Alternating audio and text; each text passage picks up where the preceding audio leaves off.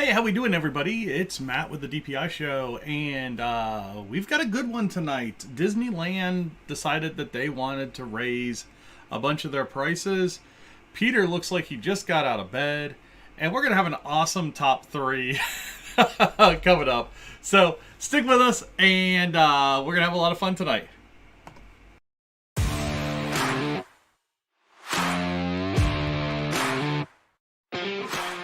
Hi, I'm Matt. Welcome to Disney Planning Insights.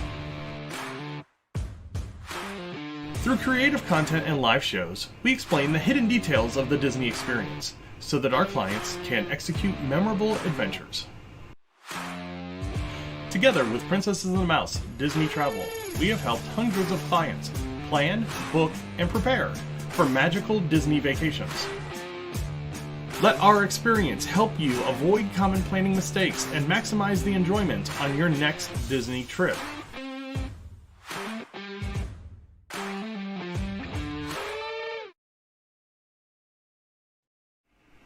So yeah, like I said, we got a great show tonight. First things first, let's say hi to a couple of new subscribers. First off, the Pin Guys, thank you for joining over on YouTube. And also, Natalie Foy, thank you for joining us over on YouTube. Just great to have new subscribers. We passed that 200 subscriber threshold over the weekend, and we're creeping up on 75,000 views on the channel. Quicker and quicker every day. So it's we're thinking we're going to get to it by the end of the week. So pretty awesome there. But yeah, we got a lot going on. We've got Peter with Princesses of the Mouse Disney Travel over on the other side.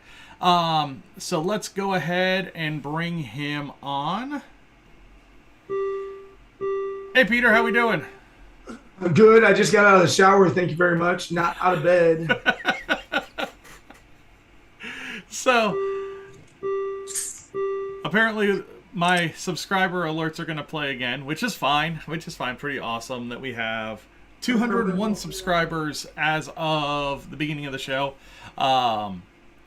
So lots of Disney news. Anything big go on with you in the last week? No, not much.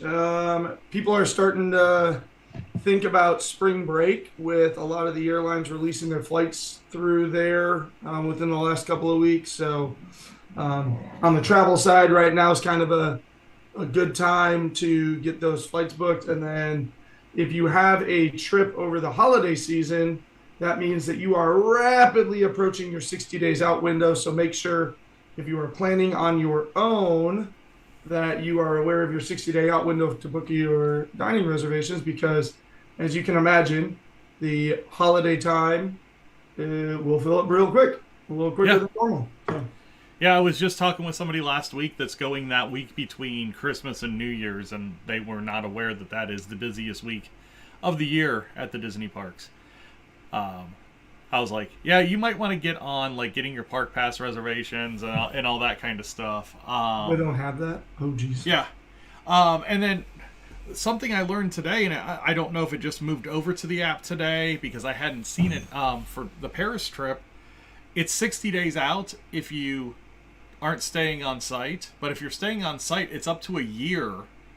And it used to be you had to call in to get reservations, and now you can do it on the app for select restaurants as they become available. So like a lot of the in-park restaurants don't have any dinner reservations yet, but they have some brunch and lunch reservations. So I thought that was pretty interesting. That is, yeah. So let's go ahead and let's get into the news. So let's get our 15 seconds, and here we go. 15 seconds. Quick. 15 minutes. Sorry about that. 15 minutes for the news. So let's start off with the big news. Disneyland went and raised a bunch of their prices this morning, namely for Genie Plus and for the individual Lightning Lane attractions. So Genie Plus went from $20 to $25 today. And then Disney World kind of followed up on that with going to a throttled pricing. So basically, it's going to change from day to day based on how much attendance is going to affect it, I guess I would say. So during the holiday season, it is going to be a lot more expensive than it will be during, the slow season. And that's going to vary between $15 and $25, depending on the day. What do you think this does for the usage of Genie Plus and the individual Lightning lanes? Until people stop paying it, absolutely nothing. Yeah, I think I'm right there with you. You and I speculated that, when Genie Plus came on board, we were like, you know what? If nobody pays it, they'll go back to the old system. But you know what? Before long, a lot of people were paying for it. And then Disney was even having to limit the amount of Genie Plus purchases a day because so many people were buying it that they weren't able to really, deliver a $15 advantage to those people that were buying it. So what is it going to do with moving Guardians of the Galaxy from, like right now, Guardians of the Galaxy is, $16 to $18 per person. Yes, over the holiday season, I fully expect it to be upwards of $20, $22 a person. And it's not going to change a thing because everybody's still going to log in at 7 a.m. and they're going to be like, $20. Oh, that's totally worth it.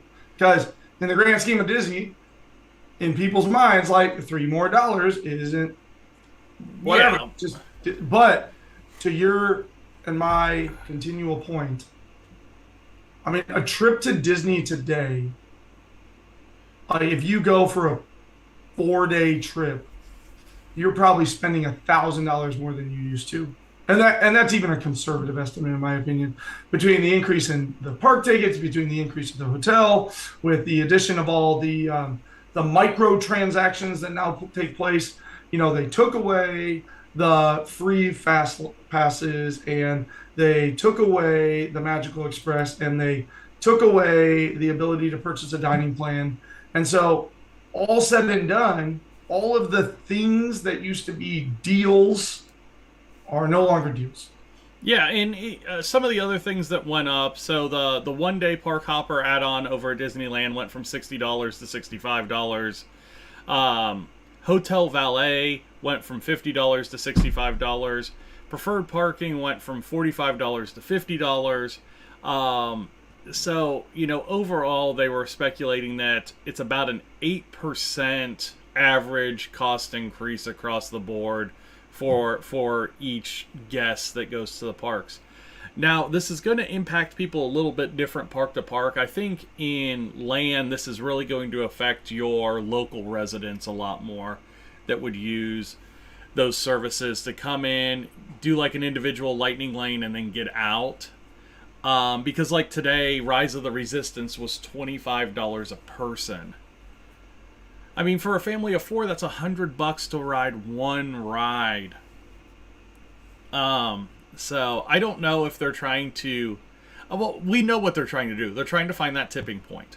Yeah, they're looking for the moment when people stop.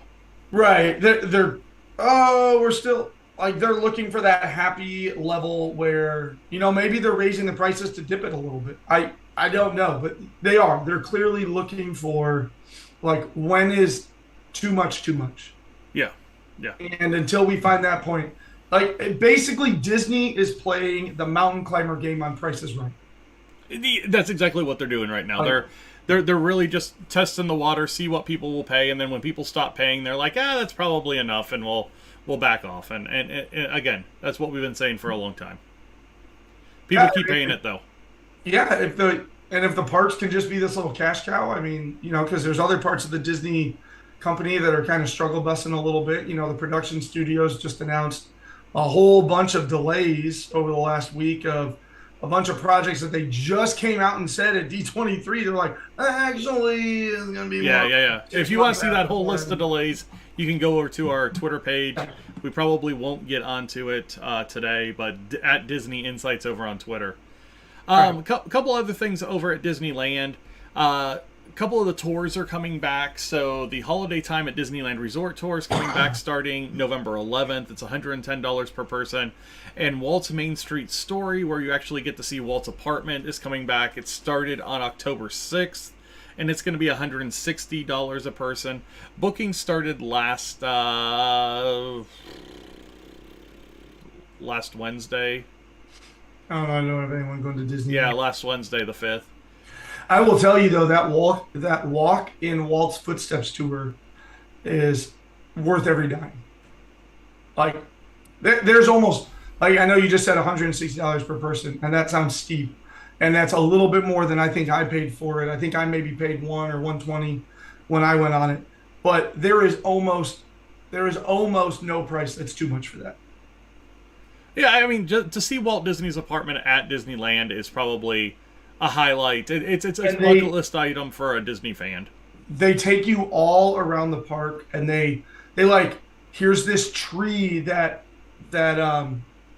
Lily brought in, and this is a really famous spot because Walt sat down with his daughter here, and there's a famous photograph taken of them with this as the backdrop and everything. And like, here's the layout of Club 33, and here's where you get up to it. And if you actually look in from this vantage point right here, you can see inside of the drinking parlor, and like, just everything, because it's the only place that Walt walked.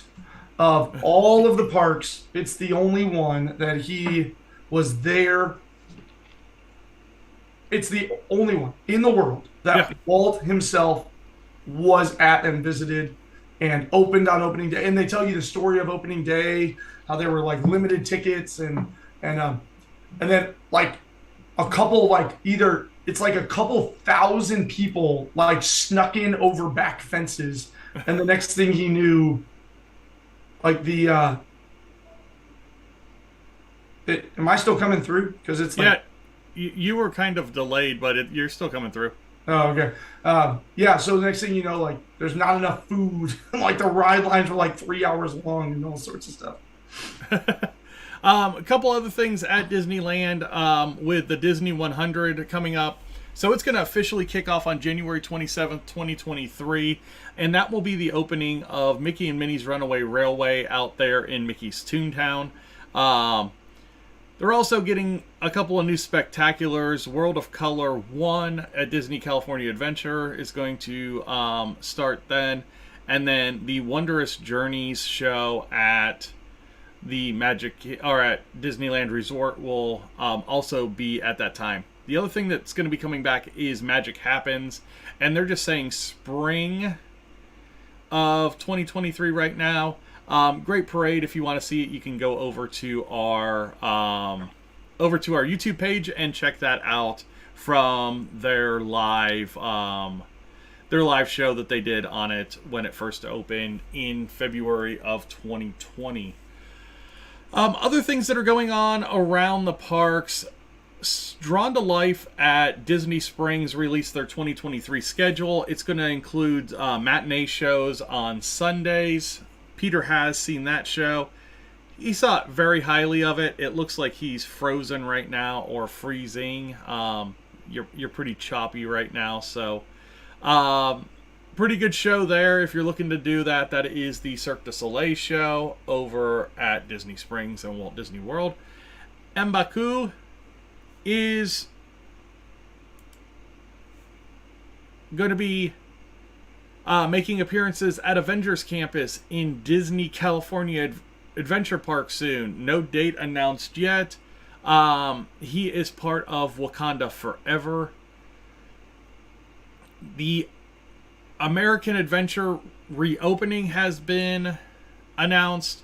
So the American Adventure is in the American Pavilion in Epcot. It had closed down for a little while. Some speculated it was due to the fire from the fireworks show that happened at the American Pavilion, but it's going to reopen to guests on December the 17th. So that's pretty interesting that's going to be coming back in December. And then a lot of just stuff about that Genie Plus price raise that happened today.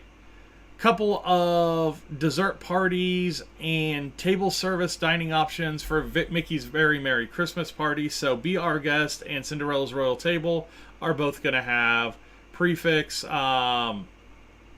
menus for the parties. So you can go over to disneyworld.disney.com for those. And then let's go to the thread here. 100 Minnie's Wonderful Christmas Time Fireworks Dessert Party at Tomorrowland Terrace is going to be $114 for adults, $69 for kids. For the fireworks show, Plaza Garden viewing, all that kind of stuff. They're going to have probably the 3 different shows on that as well. Real quick, let me get over to this screen here and this screen here. All right, having a little bit of technical difficulties with Peter today, so we're gonna go back to Zoom and see if we can't get him back on. And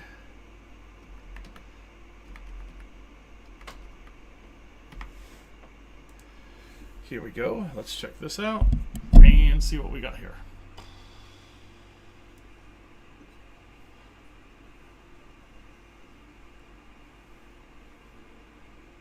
What are we doing? Okay. I don't look bad there. Okay. Open Zoom meetings. All right. Let's see if we can get him back on real quick. We are going to be running out of time with the news here soon.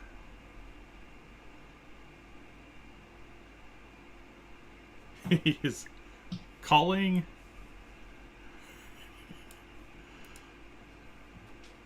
I'm here. All right, we see you. Yeah, we'll see. I don't know. That was really weird. We'll see what happens. Yeah, that was kind of crazy. So talked about a few different things with Drawn to Life coming back, with the new character meet and greets that are going to be over at Disneyland in the Avengers campus with M'Baku going over there at some point. And then they announced the Very Merry Christmas Party dining reservations and fireworks dessert parties today. So have you done a fireworks dessert party during a ticketed event? It's funny because we were really close to doing it this last time. So no, we have not. And the reason why we ultimately waived it off is because, again, kind of like, I think we talked about this last week, was during a ticketed event, I'm spending all this time, or I'm spending all this money for such limited time. And so to then spend another $400 just to have a slightly better view and some dessert, to like then spend basically 2 hours of your party just doesn't make sense. Yeah. So but that's for me, because other people might be like, what's the lifetime thing? I'm going to the party, I'm going to the fireworks. The other trick was, when we went to the party, that was the only time we were going to Magic Kingdom for the 4 days that we were there.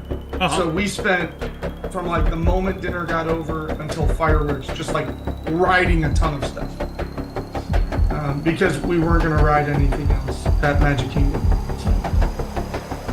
All right. Well, we are getting to the end of 4, 3, 2. I don't really know if I'm on. Yeah, you missed it by like 3 seconds. So, no, you're good. You're good. All right. So now we are going to get into our new favorite part of the show, top threes. Business trip. Did the people move around? It does tingle a little bit. go wrong is going wrong. So Peter's light is now out. So not only No, do we it's fine. have I got my battery charged. It's fine. we got camera issues, he's got lighting issues. He's having all kinds of fun today. All kinds of fun. Well, while he's doing that, I'm going to go ahead and draw a number here and see what we're going to be looking at. And I had a bunch of them fall out, but we are going to go with number 11 tonight. If it's not good, I'm going to pretend we've done it already. All right. Well, no, I know that we haven't done any of them because I give us new ones every week. Oh my gosh. Oh, okay. So this is a pretty good one, and this is going to be one that we're probably going to double up on a little bit. But this is going to be favorite viewing areas for parades at Magic Kingdom. And you have 18 and a half seconds. Do you want to go to Disney? Contact me at Princess of the Mouse Travel, and I'd love to work with you on your amazing itineraries. You can contact Princesses and the Mouse Disney Travel on Facebook at PATM Disney Travel. All right, we're back. I've been going first the last few weeks, so you get to go first this week. That's baloney. I went first last week. No, you did not. Yes, I did. Okay, you might have. Run the. You know what? I'd like to challenge that.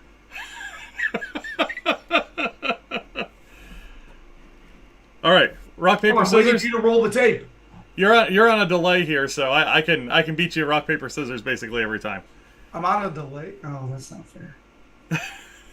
All right. Go ahead and go first. What is your number 3 viewing area for a Magic Kingdom parade? My number 3 viewing area, I am going to go with the parade entrance location. So, Okay. For those of you that don't know, the parade enters right there in between Adventureland and Frontierland, and comes up right next to Pecco's Bill. One of my favorite places to watch the parade is if you're coming up from Pirates towards Splash Mountain. There is a wood pole fence that comes along the seating area of Pecco's Bill. And what's nice is they rope directly to that fence. So if you can get there, you don't have to get there like an hour early. You can get there like 10 minutes before it starts. And you can go all the way into that corner where the rope and the fence meet. And then just sort of like stake out an area. And then you don't have to deal with crowds cramming into you. You don't have to worry about people jumping in front of you. You don't have to worry about people bumping from behind you. You just sort of like the adults stand their ground kind of in the end of the triangle and let the kids have that area inside of that triangle of rope and fence. It's number 3, but I did debate on putting it a little bit higher. But I have some better ones. And I think another cool thing about that area is all the parades have a little like intro music that if you're anywhere else on the route, you don't get to see the same choreography as when they come out of that fence. You know, the one that really jumps out of my head is Magic Happens. They have a whole like 20-second choreography that they do right when they come out of the gate as the music is starting that you never see anywhere else on the show route. Yeah, because then they go into their parade choreography. Exactly. Right. So, no, cool little area. Yeah, that was going to definitely be one of the ones that was on my list, but for my number 3, I will use... I don't want to use a sneaky spot. I'm going to use the bend there at the end of Liberty Square. So as it's coming down through Frontierland into Liberty Square, at the Hall of Presidents, it has to make like a right turn, like a right-angled turn. So everything kind of slows down, and if you can get down at that corner, you can watch the parade come down to you and make that turn right in front of you. So you actually get to watch it quite a bit longer, and you get to see everything kind of that whole beginning of the parade all the way down through, and then watch it as it goes down into the hub. So that is going to be my number 3 area. On that spot, so I think you're talking on the outside of the turn, kind of like Correct. seeing it come down at you. If you're more like claustrophobic, if you go to the inside of that turn next to the Liberty Bell, that's typically a pretty low crowd area because not a lot of people think to go inside there. So if you're looking for breathing room, the inside of that exact same turn is a pretty good spot as well. Okay. So this is probably your number 1, but it's not even my number 1. Okay, but I might be stealing your number 1. I'm sorry. Maybe. We'll see.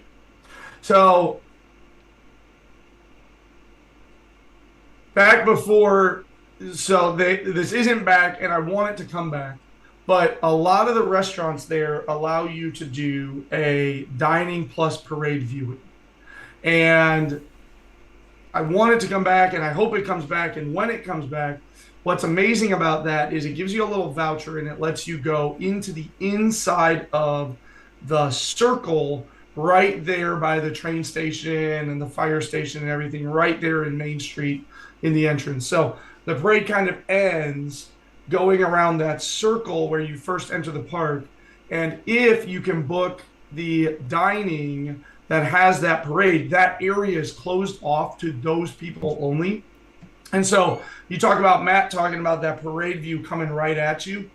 There is not a much better spot than kind of standing there right dead center of Main Street, looking out and watching the parade come up Main Street at you. And then Matt just talked about like the longevity of watching it. You can literally watch it go all the way around you and then go in the exit. So that is a really, really fantastic. And I might have stolen Matt's number 1 with talking about this, but specifically when I can do the dining, because then that area is not swarmed with people. You'll notice a trend of mine for parade watching. I don't want to be swarmed with people. Yeah, and that would have probably been my number 1. I think there's a couple of different ones, but really the view that Peter's talking about is one that for a 3 o'clock parade, you've got to be there right now at probably about 1:30 to get, because it is such a good, it's such a cool view of that area. I'm actually bringing something up right now. Let's not let the ad blare in our ears. But it's this view right here. Oh, you're doing the end, the Mickey. Yeah, so I'm gonna bring up the parade from Christmas. The whole parade? Oh my gosh. Oh, not the whole parade, but just because I was right in the middle on Main Street for that parade. And then it goes around to the right and goes all the way around the circle before it goes back in beside the firehouse. So, no, it is a fantastic place to watch parades. And when we do our special parades, and when we're trying to do parade footage now, that is one of the views that we want to have for every parade at some point. So my number two is kind of a given one where a lot of people are going to be, but it is going to be close to the entrance to Tomorrowland from the hub. So it's going to be on the outside of the hub circle, on the Tomorrowland side. And really what it does is, as you're watching the parade, you get the castle as the backdrop of the parade. So it's just a really, really great place to just get that Disney magic with the parade. You're there with a lot of people, so you get that crowd ambiance, and it just, the hub is the showcase of the parade. Now, Magic Kingdom doesn't do it like it used to with some of them, where they would actually stop in the hub and do something like the Move It, Shake It Dance Party did, but you can't beat the castle as the backdrop in the parade. And then, yeah, it's just classic Disney. I mean, it's another one of those places, since you can't get up on like the level for the train station right now to watch the parade. I think this is the best place to have that parade backdrop now. So, all right. So let's go ahead and get into our number ones here. And I know where your number one's going to be, so I'm going to go first and steal it. You all right? No, go ahead. No, go for it. I'm intrigued because I want to watch you get it wrong. All right. So my number one place to watch the parade is going to be kind of on the loop away from Crystal Palace, where you can watch right across the bridge and see the parade. It's almost their rest area as they're coming out of Liberty Square and going into the hub. It's a good spot. There's never anybody there. If you go onto the bridge, there's like a little alcove to the left, and there's hardly ever anybody in there. Yeah, and you can watch the parade. You get all the music, you get all the stuff, and a lot of times you'll see the characters on that side of the float. Since there's nobody there, you kind of get some personalized attention from some of the characters. But it is kind of their letdown area as well, because it's really hard for people to kind of pack into those areas. It's really tight through there. So it's kind of their break. It's about the midway point of the parade. But it's an awesome place to check out the parade. Yeah, so on top of that, if you're going up the bridge, and maybe this is what you're talking about, I'm just not placing it. If you go up the diagonal bridge from Crystal Palace towards Liberty Square, you can stop on that bridge and look across to the other bridge, and the characters, as they go across that bridge, will look out to that next bridge over. And again, I'm all about like, what, Mo, you, come on.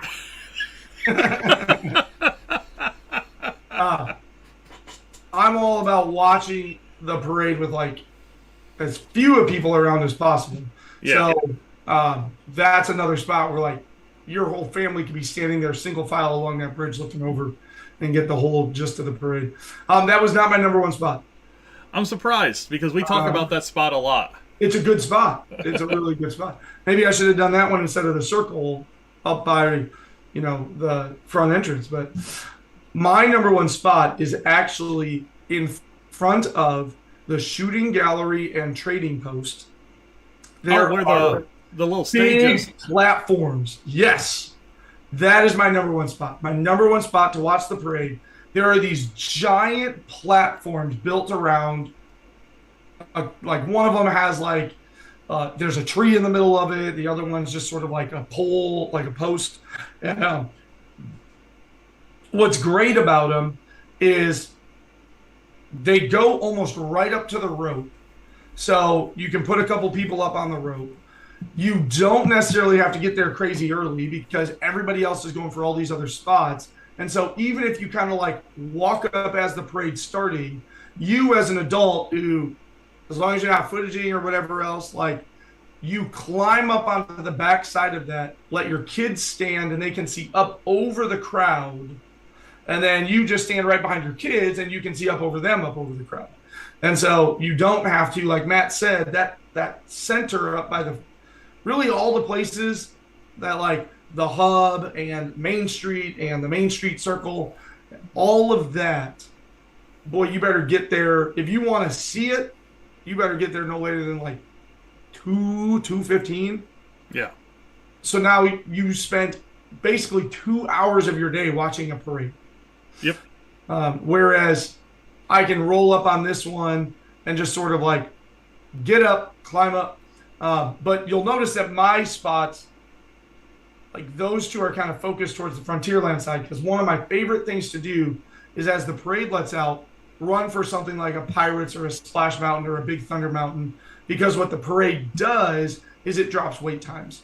So I can go to Pirates or Splash or Big Thunder over there and just go ride one of those, or I can sneak along the back walkway while everybody's still watching that spot that Matt talked about and sneak around them and get to Haunted Mansion or something else over there. So if you watch the parade early, you can get to a ride with a relatively low wait time right after it. Yeah, and that's the thing. I think you hit like a pro tip there is, going towards the beginning of the parade route. The parade is such 8,000 people watching the parade. Yeah, it's such a people vacuum. As they hear that music through the park and they all come running towards the hub or towards Main Street. If you can watch the whole parade in Frontierland, and as it goes by, you've got that whole side of the park open to you now to try and do some of those rides that maybe you don't want to use, a lightning lane on, or you didn't get to at the first part of the day and that kind of stuff. So, no, great tip there. So if you guys have anything that you want us to do top threes on, definitely check out the website below, patmdisneytravel.wixsite.com/planning. And there's a form up in the top right of the page that you can fill out that gives us ideas for top threes and ideas for our next segment, which is the DPI client question. So let's get into that. Maybe.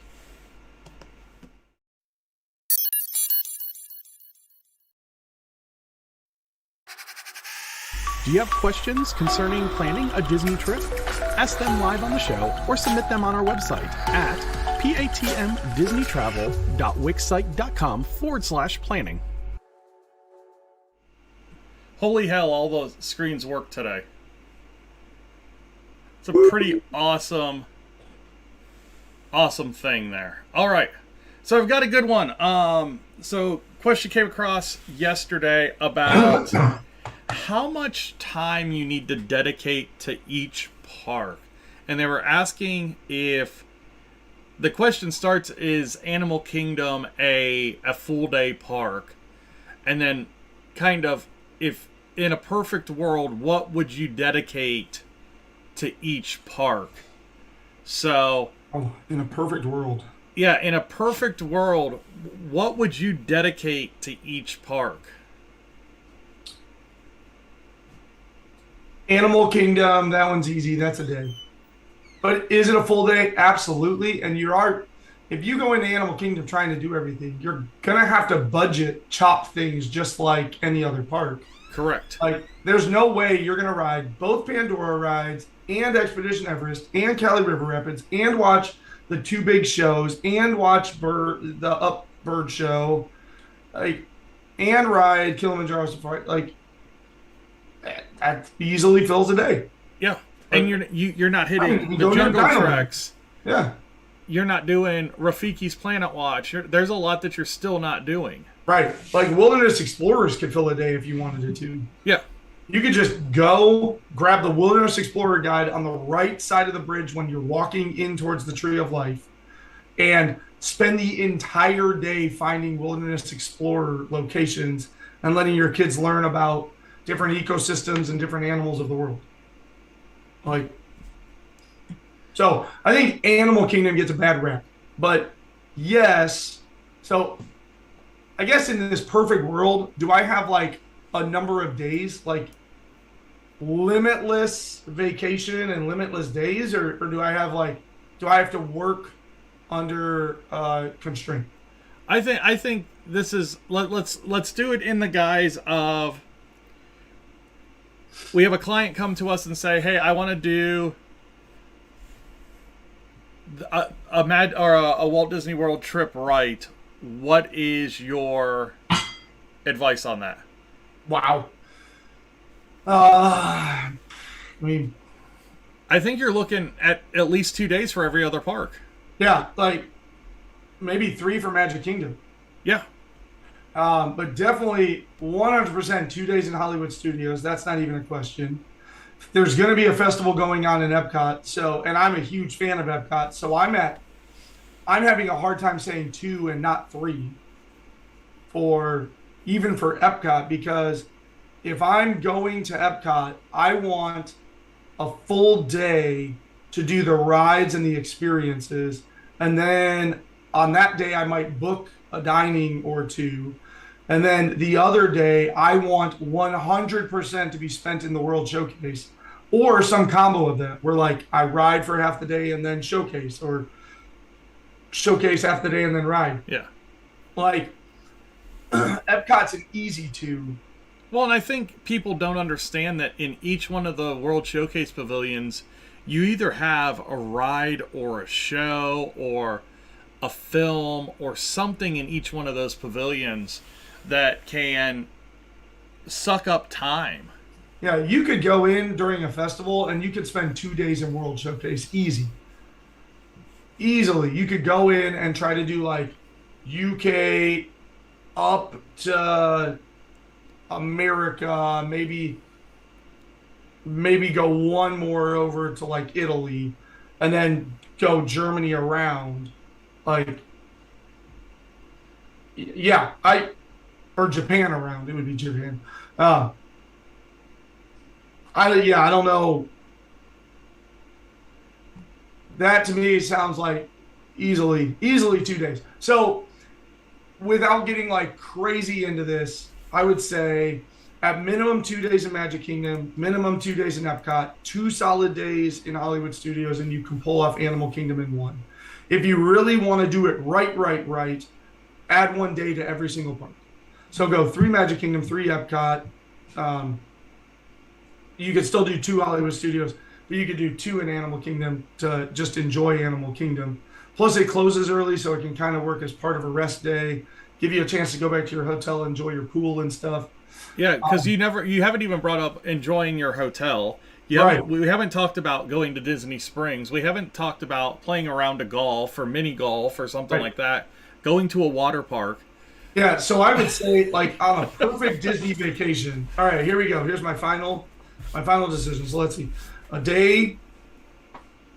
got a day in Animal Kingdom, 2 in Hollywood Studios, and then 2 in Magic Kingdom, 2 in Epcot.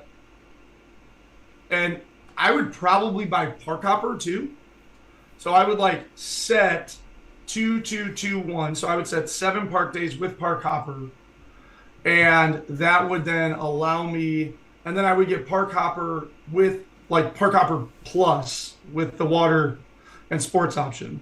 But then I would get a 10-night stay for 11 total days so that I can go like 2 park days, have a day off, 2 park days, have a day off, 2 park days, have a day off. And then that would then allow me on those days off to hang around Disney Springs or go play around a mini golf or go over to the water park on all of those off days, or hang around the resort and enjoy the amenities that the resort offers and the pool activities and the late night movies and all of that stuff. So, but I would definitely get Park Hopper so that on my park days, like I would probably, if I had Park Hopper, I'd go 2 mornings to Animal Kingdom and then bail and spend like a half in Hollywood and a half in Epcot, or a half in Epcot and a half in Magic Kingdom or something. Yeah. Yeah, so 7 park days. I think if in a perfect world, 10 I would day stay. 7 to 9 park days, and yeah, 10 to 12 night stay. No, and I love, I'm part of some Reddit groups and some Facebook groups, and just some of the open-ended questions that are thrown out there on like, what's your favorite restaurant? Where? I've eaten at all of them. Exactly. It's just, there's some of them that are just like, yeah, I want to be a Club 33 member and an annual pass holder and just book a 25-day stay and, all this stuff. But, everybody has different constraints and that kind of thing. Yeah, I have a client going next year that's doing a 14-night stay with a 10-day ticket. Nice. Like, and I'm jealous of them.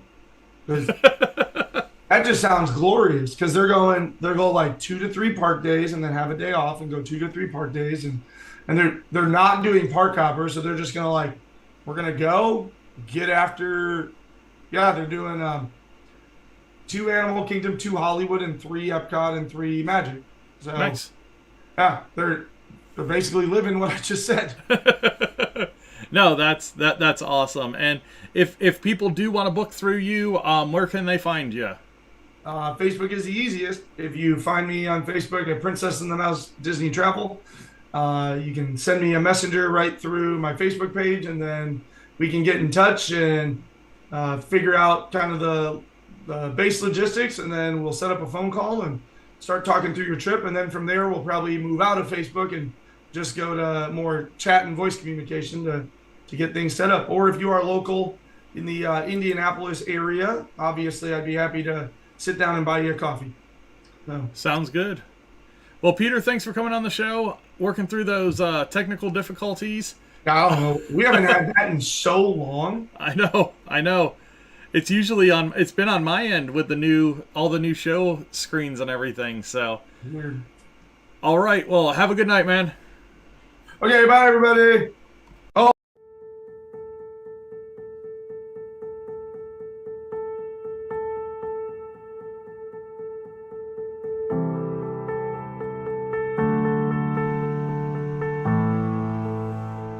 Peter with Princesses and the Mouse Disney Travel joined us on the show today. If you want to get in touch with him, over on Facebook at PATM Disney Travel.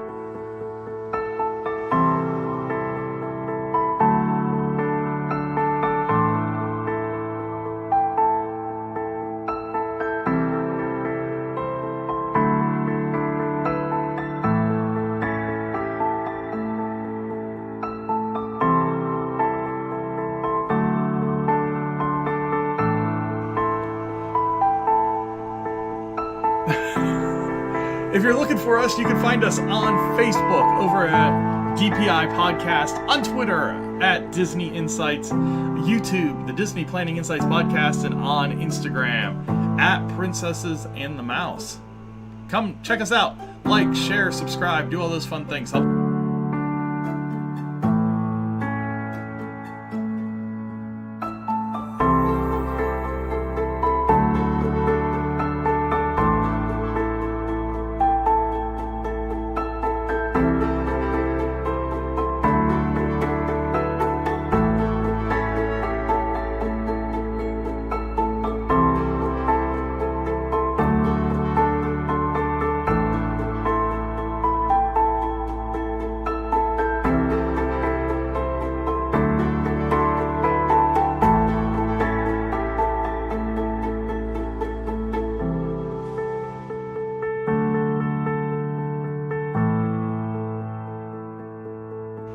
I want to thank all of you for watching, listening, everything that you do for the show.